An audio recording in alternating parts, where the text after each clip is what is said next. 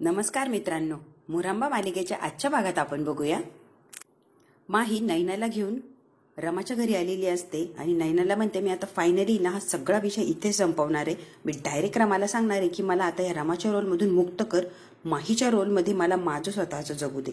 तुझ्यासाठी मला लाईफ जगायची नाहीये, मला स्वतःची लाईफ स्वतःसाठी जगायची. त्यामुळे आता सगळ्यांना सांगून टाक, तू रमा आहे आणि मी माही आहे. एकदाचं काय असेल ते फेसला करून टाकू, म्हणजे मलाही माझं फ्री जगता येईल आणि तुलाही तुझं फ्री. कुणापासून आपल्याला काहीही लपवाछपी करता येणार नाही. नैना म्हणते माही अगदी योग्य निर्णय आणि योग्य वेळेला घेतलाय तू. मी आता रमाला बोलवते, तुमच्यामध्ये तुम्ही डिस्कस करा आणि काय असेल ते तुम्ही ठरवा. थांब, इथेच थांब तू माही, मी रमाला घेऊन येते. आता नैना रमाला आणण्यासाठी आतमध्ये चाललेली असते. सीमा इकडे रमाला बोलत असते, काय ग तुला कळत नाही का, तू नवीन पिढीतली मान्य आहे, खूप शिकलेली आहे, विचारही तुझे खूप छान आहे, त्यामुळे तुला लग्न वगैरे या बंधनात अडकायला आवडणार नाही. पण हे बघ, मी मात्र माझ्या अक्षयला असंच तुझ्यासोबत राहू देणार नाही. तुम्हाला 7 फेरे घ्यायलाच लागणार. रीतिरिवाजाप्रमाणे सगळे काही विधी झाले की नवरा बायको म्हणून तुम्ही वागायला अगदी फ्री आहे. त्यामुळे प्लीज मी सांगतेय तोपर्यंत थांबा. एकदा तुमचं लग्न लावून दिलं की तुम्हीही मोकळे आणि मीही मोकळी. रमा म्हणते प्लीज काही हरकत नाहीये हो, मला काही प्रॉब्लेम नाहीये, मग तुम्हाला कसला प्रॉब्लेम आहे आणि तुम्ही काय टेन्शन घेताय. हे बघ, टेन्शन घेतो हा प्रकारच नाहीये. आपण घरात राहतो, आपली एक संस्कृती समाज आहे, त्यामुळे लग्न होणं हे गरजेचं आहे. उगाच तसं राहणं हे चुकीचं आहे आणि मला चुकीचं असं काही एक वागायचं नाहीये. तुम्ही जे केला ती पुढची पिढी करणार, हे प्रत्येकावर संस्कार होणार. आणि प्लीज माही, किती जरी शिकलं आपण तरी आपला मूळ पाया आपण सोडू शकत नाही.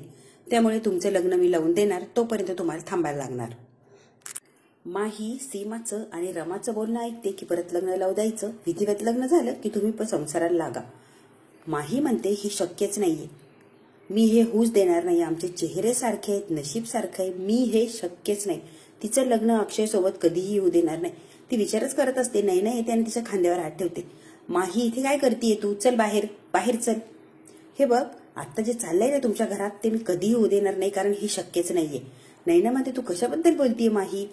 हे बघ, मी सगळ्यांसाठी सगळं केलंय आणि किती काय केलंय तुला माहितीये नैना. सगळं सॅक्रिफाईस केलंय नैना मी, अगदी मी सगळं म्हणजे सगळं देऊन टाकलं. स्वतःचा विचारही केला नाही, 1 रुपया सुद्धा माझ्याकडे नाहीये. नैना म्हणते तू काय म्हणतीये माही, मला तुझ्या बोलण्याचा काही एक संदर्भ लागत नाहीये. अगं, रमाने तिच्या घरी म्हणजे तिच्या अक्षयकडे सुखरूप जावं म्हणून माझी पूर्ण प्रॉपर्टी माझ्या सावत्र आईच्या नावावर मी लिहून दिली. तेव्हा हिने हिला फ्री केलं आणि अक्षयकडे येऊ दिलं. नैना म्हणते अगो बाई, तू काय बोलतीये. नैना म्हणते माही, डोकं बिकं फिरलं का, तू हे सगळं नसतं केलं ना, देविकाला सगळी प्रॉपर्टी जरी लिहून दिली नसती तरी नैना, हे बघ, रमाला जिथं हवंय तिथं रमा आलीच असती आणि रमाची जागा कुणीही घेऊ शकलं नसतं किंवा तिला अक्षय जवळ येण्यापासून कुणीही वाचवलं नसतं.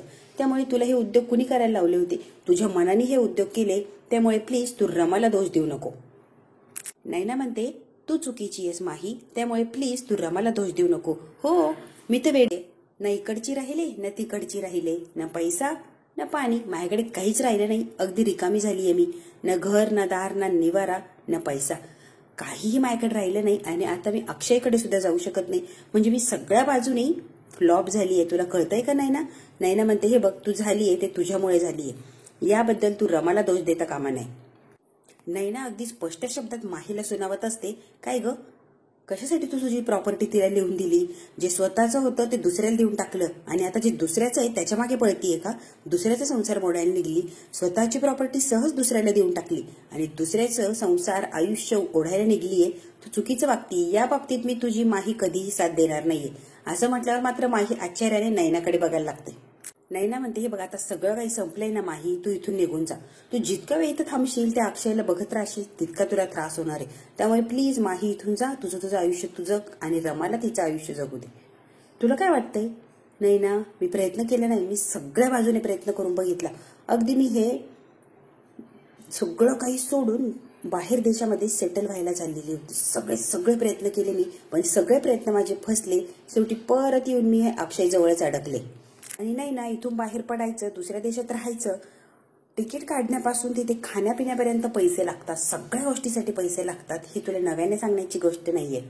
पण तेवढे पैसे सुद्धा मला हे लोक देत नाहीयेत. मी एकदा सेटल झाले की यांच्या पैशाची मला गरज नाही, पण सेटल होईपर्यंत तर मला पैसा लागेल. पण ही लोक मला 1 रुपया सुद्धा देत नाहीये. त्यामुळे मी फसले आणि इथेच थांबले.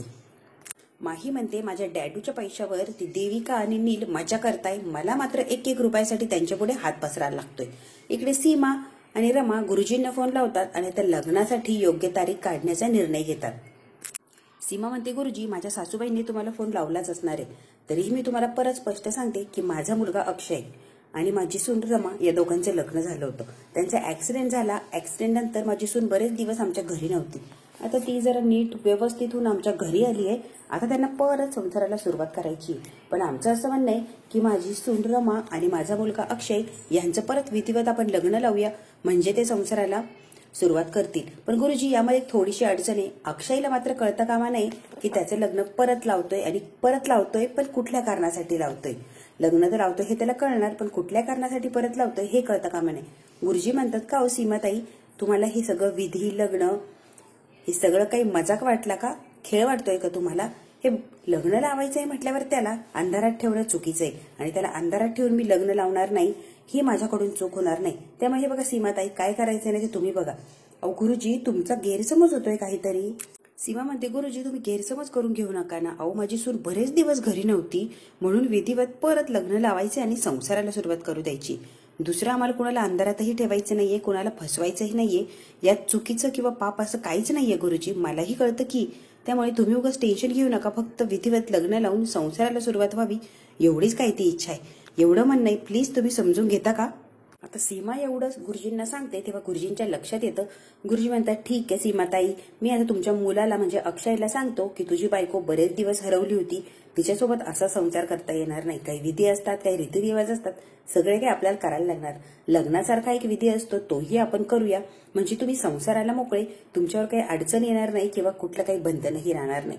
त्यासाठी आपण छोटासा विधी आहे तो करू. तुमच्या मुलाला समजून सांगतो मी, तुम्ही अजिबात टेन्शन घेऊ नका. सीमा म्हणते ठीक आहे गुरुजी, तुम्ही लवकरातला लवकर मुहूर्त काढा. मुहूर्त काढला की मला फोन लावा, मग आपण ठरवूया. तोपर्यंत मी इकडे सगळी तयारी करते. गुरुजी म्हणतात ठीक आहे, मी लवकरात लवकर जो पहिला मुहूर्त आहे तो काढतो आणि तुमच्या मुलाशी बोलायचाही प्रयत्न करतो. त्यामुळे तुम्ही आता निश्चिंत राहा. मुहूर्त निघाला की मी लगेच तुम्हाला फोन लावतो. सीमा म्हणते हो गुरुजी, ठेवते मी आता. सीमाला इतका आनंद झालेला असतो. ती म्हणते हे बघ तू ना रमा अजिबात टेन्शन घेऊ नको. तुझं आणि अक्षयचं लग्न झालं की तुम्ही एकदम संसार करायला मोकळे झाले बघ. आपण घरातल्या घरात छोटंसं एक विधी ठेवूया, विधी कार्य छोटंसं आपल्या लोकांमध्ये, आणि त्याला सांगू की कसली पूजा चालली आहे पण त्यामध्ये आपण लग्नाची विधी उरकून घेऊया, म्हणजे आपलंही काम होणार आणि त्याला पूजा केला असंही वाटणार आणि तुम्ही संसार करायला मोकळे, आपल्याला काही टेन्शन नाही. रमा मात्र आता विचार करते हे किती दिवस लपवाछोपी करायची आणि किती दिवस हे खोटं बोलायचंय आणि मी स्वतःबरोबर सगळ्यांनाच फसवतीये. हे फसवणं चुकीचं आहे. हे फसवतीये ना, हे कुठेतरी मला थांबायला लागणार आहे. आता रमालाही टेन्शन आलंय, मी किती दिवस खोटं बोलू आणि अशी लपवाछोपी करू. रमा म्हणते एक ना एक दिवस कुणाला तरी संशय येणारच. मी माही नाहीये, मी रमा आहे, हे कधीतरी सत्य समोर येणारच आहे. मग मी हे लपवती का, सगळ्यांपासून चोरून का ठेवतीये? मला असं वाटतं मी काय आहे ना एक सत्य सगळ्यांसमोर सांगूनच टाकते, म्हणजे मीही मोकळी आणि समोरचेही बिंदास वागायला मोकळे. सीमा म्हणते अगं रमा कसला विचार करतीये, बोल की, तुला नेमकी काय वाटतंय, काही बोलायचंय, काही सांगायचंय की सांग वेडे. रमा आता हिंमत जुटवते आणि सीमाला म्हणते आई मला तुम्हाला काहीतरी सांगायचंय, आणि सांगायला लागते की मी ती नाहीये जी तुम्ही समजताय किंवा समजताय, ती मी अजिबात नाहीये, मी आहे ती. ही म्हणणार की मी रमाचे म्हणून. तितक्या समोरून नैना माहीला घेऊन जाताना तिला दिसते आणि ती बघते आणि जरा शॉकच होते. जागेवर शब्द बंद करते, काही नाही हो असंच, मी काही बडबड करते, तुम्हाला माहित नाही का उगाचच, जाऊ दे, काही नाही, असं नाही, काही नाही, विचार करू नका, असू द्या. सीमा आता आतमध्ये गेलेली असते काहीतरी कामे म्हणून. इकडे मात्र रमाला घामच येतो. नैना आणि माही तेही इथे माझ्या घरात, नेमकी आता चाललंय तरी काय आणि ह्या माहीच्या मनात आहे तरी काय. आता रमा माहीकडे चाललेली असती. नेमकी नैना आणि माही इथे काय करताय ते बघायला ती जाणार. दरवाजात जाते तर मागून अक्षय रमा रमा आवाज देत येतो. ही पटकन फिरते. काय ग रमा, आईने कायसाठी बोलवलं होतं तुला? अहो काही नाही, एक विधी असतो, तो विधी करायचा आहे आपल्याला. गुरुजींनी सांगितलंय त्यांना, लग्नाला एक छोटासा विधी असतो लग्नानंतरचा, तो आपल्याला करायला लागणार. तोपर्यंत आपल्याला काही जवळ येता येणार नाही, संसाराला काही सुरुवात करता येणार नाही. हे रमा काहीही, अगदी काहीही, अगं 2025 मध्ये वावरतोय आपण आणि हे विधी वगैरे कुठल्या जमान्यामध्ये काही कळतंय का तुला? हे बघा मला काही माहित नाही. आई मला म्हटल्या, आईंना गुरुजींनी सांगितलं. आता तुम्ही आईला जाऊन विचारा नेमकी प्रॉब्लेम काय आणि प्रश्न काय, आईच तुम्हाला उत्तर देतील. तेव्हा प्लीज मला काय प्रश्न विचारू नका. अक्षय म्हणतो कसले विधी, मी कशाला मानत नाही काही नाही, आपलं लग्न झालंय ना. तू माझी बायको, मी तुझा नवरा, दॅट्स इट. झालंय ना लग्न. विधी काही प्रकार नसतो. मी काही करणार नाही आणि काही ऐकणार सुद्धा नाही. आणि तू सुद्धा हे ऐकचं आणि गुरुजींचं अजिबात काही मनाला लावून घेऊ नको. नॉर्मल जगतोय ना आपण, तसंच जगूया. अक्षय रमाशी बोलत असतो, तिच्याशी हुज्जत घालत असतो की हे विधी वगैरे काही नसतं, आपण काही करायचं नाही. उगाच झालंय ना लग्न, उगाच त्यांचं काही ऐकत बसू नको. हा बोलतच असतो. इतक्या त्याला चक्कर येते आणि असं फिरल्यासारखं होतं. हा जागेवर थांबतो. रमा म्हणते, नेमकी काय होतंय तुम्हाला? अगं काही नाही ग, हे जागरण वगैरे, कामाचा ट्रेस. ही पटकन त्याला पाणी प्यायला देते. तो पाणी पितो, पण जरा अस्वस्थच असतो. पाणी पिऊन तू लगेच आतमध्ये जातो. काही नाही रमा, मी जातो आणि जरा पडतो, मला बरं वाटत नाहीये. आणि आता अक्षय झोपण्यासाठी गेलेला असतो. रमा बिचारी तिथेच उभी राहते, या सगळ्या गोष्टींचा, सगळ्या घटनेचा विचार करत. काय ग, हे अक्षयचं काय म्हणणं आहे? काय नाही हो, त्यांना कामाचा जरा ताण आलाय ना, मध्ये पडलेत, बरं वाटत नाहीये म्हणता आणि मग झोपायला गेले. मला वाटलं वेगळं काही. नाही हो आई, त्यांना बरं वाटत नाही, एवढंच. काय काय ग रमा, तुम्हाला मगाशी काय सांगण्याचा प्रयत्न करते? आई काही नाही हो. अगं सांग ना, प्लीज प्लीज प्लीज सांग ना. सीमा इतकी गोड असते की लगेच रमा सांगायला लागते. हे बघ आई, तुमची रमा जर परत आली तर तुम्हाला काय वाटेल? सीमा म्हणते, अगं काय वाटेल म्हणजे काय, हे विचार नाही का? हे बघ, इतका आनंद होणार माझ्या रमाला बघून. सगळ्या जगाला ओरडून ओरडून सांगणार की माझी रमा परत आली, माझी रमा परत आली. मी सगळ्यांना सांगणार. इतका आनंद होणार की त्या आनंदाला काही लिमिटच नसणार. ए माही, सॉरी सॉरी सॉरी. हे बघ, मी माझ्या रमाच्या आनंदामध्ये तू समोर हे विसरली, तुला वाईट वाटलं असेल ना, पण तुला खरं सांगू का, मी माझ्या रमावर इतकं प्रेम करते. ती परत जर आली ना तर अगदी आकाश पाताळ एक झालंय असं मला फील येणार. त्यामुळे मी इतकी आनंदी राहणार की बस. पण हे बघ, या सगळ्यामध्ये तुला दुखवायचा काही उद्देश नाहीये माझा. प्लीज वाईट वाटून घेऊ नको. रमाला मात्र इतका आनंद होतो, सीमाचे इतके छान विचार आहेत माझ्याबद्दल. ती फक्त हसते आणि सीमाकडे खूप प्रेमाने बघत असते. सीमा म्हणते, इतका आनंद झाला असता मला, पण मला माहितीये ती परत येणार नाही. यायची असती तर इतक्या दिवसात आली असती. इतके दिवस आम्हाला वाट बघायला लावलीच नसती ना तिने. सीमा म्हणते, आता आपल्याला माहितीये रमा येणार नाही. यायची असती तर इतक्या दिवसात ती आली असती. आमच्यापासून ती लांब राहणं शक्यच नाहीये. आशेचा किरणच संपलाय असं वाटतंय ग. ए माही, आता तूच आमचा आशेचा किरण आणि तूच आमची रमा. सगळं काही तुझ्याजवळ येऊन थांबतंय. त्यामुळे प्लीज तू वाईट वाटून घेऊ नको. अगदी नव्या जोमाने संसाराला लाग. आता रमा रडायला लागलेली असते आणि रमा म्हणते, आईंना जर मी खरं सांगितलं तर सगळ्या जगाला ते ओरडून ओरडून सांगल की ही माझी रमा आणि रमा परत आली.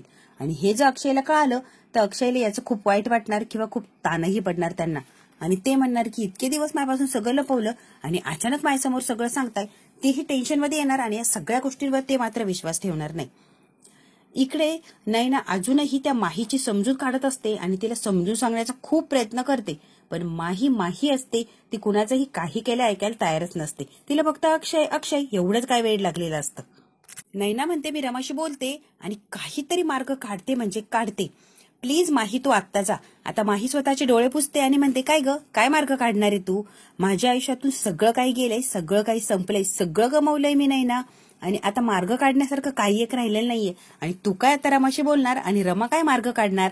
काही मार्ग नाहीच राहिलाय तर नेमकी तुम्ही दोघी मिळून मार्ग तरी काय काढणार आहे? माही रडत असते. सगळ्या गोष्टीचं तिला वाईट वाटत असतं आणि शेवटी तिच्या हातात काहीच आलं नाही या गोष्टीचं तिला फारच वाईट वाटत असतं. ती रडते आणि तिला म्हणते, हे बघ, काही उपयोग होणार नाहीये, काही मार्गही निघणार नाही आणि काही त्याच्यावर उपयोगही होणार नाही. त्यामुळे असू दे. माही म्हणते, माझी सेटल लाईफ होती. सेटल म्हणजे वेल सेटल. माझ्याकडे सगळं होतं. पैसा होता, घरदार होतं, प्रॉपर्टी होती, नील होता, प्रेम होतं, बिझनेस होता. माझ्याकडे एक गोष्ट नव्हती की ती माझ्याकडे नाहीये. माझ्याकडे सगळं होतं. माझ्या डॅडाने माझ्यासाठी सगळं काही परफेक्ट करून ठेवलं होतं आणि त्या लाईफमध्ये मी खूप छान जगत होते. थोडेफार प्रॉब्लेम होते, पण त्याला मी डील करून सगळे काही सॉल्व्ह करत होते.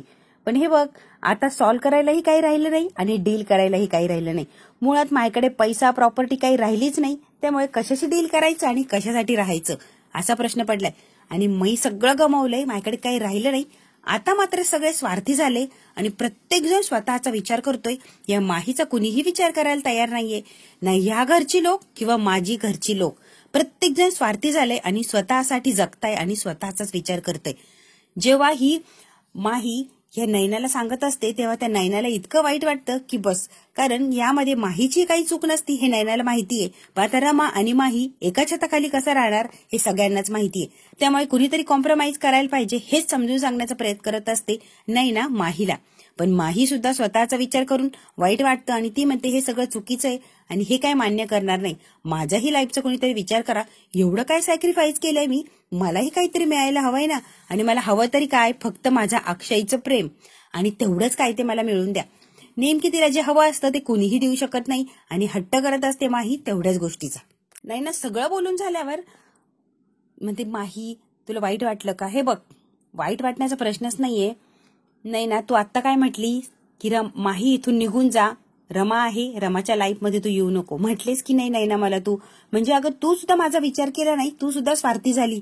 तू सुद्धा स्वतः तुझ्या अक्षयचा आणि रमाचा संसार वाचवण्याचा प्रयत्न केला आणि डायरेक्ट मला सांगून टाकलं की इथे येऊ नको, परत इथे येत जाऊ नकोस. आणि हे बघ, मला सुद्धा कळालंय की माझी इथे जागा नाहीये, मला रिस्पेक्ट नाहीये. आणि ही माही अशी आहे ना की जिथे तिला रिस्पेक्ट नसतो, जिथे तिला किंमत नाही, कुणी विचारत नाही, मानपान नसतो, ही माही परत तिथे येत नाही.